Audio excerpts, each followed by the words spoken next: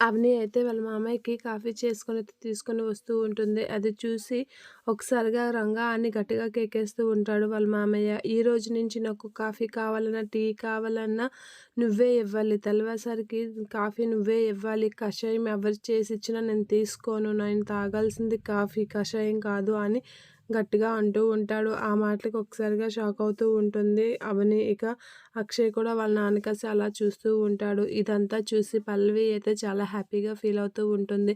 ఇక అక్షయ్ వాళ్ళ నాన్న ఏదో పని మీద బయటికి వెళ్తుంటే అవని అయితే ఎదురొస్తూ ఉంటుంది. అలా ఎదురొస్తున్న అవనిని చూసి ఒకసారిగా వాళ్ళ మామయ్య కారు దిగి పల్లవి అని గట్టిగా కేక వేస్తూ ఉంటాడు. అది చూసి అవని అయితే షాక్ అయ్యి అలా బిత్తరపోయి చూస్తూ ఉంటుంది. పల్లవి "ఒకసారి రా ఇటు" అనేది అంటూ ఉంటాడు.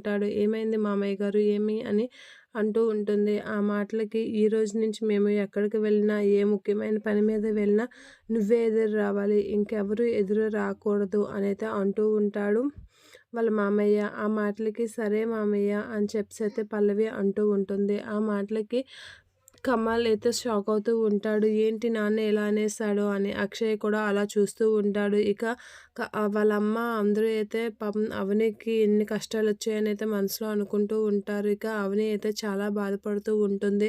మామయ్య గారు ఎందుకు నన్ను ఇంత ద్వేషిస్తున్నారు అనైతే బాధపడుతూ ఉంటుంది. ఇక పల్లవి అయితే అవనిని టార్గెట్ చేయడం స్టార్ట్ చేశాను. ఇక తనని పక్కకు అలా నెట్టేయడమే అని అనుకుంటూ ఉంటుంది మనసులో.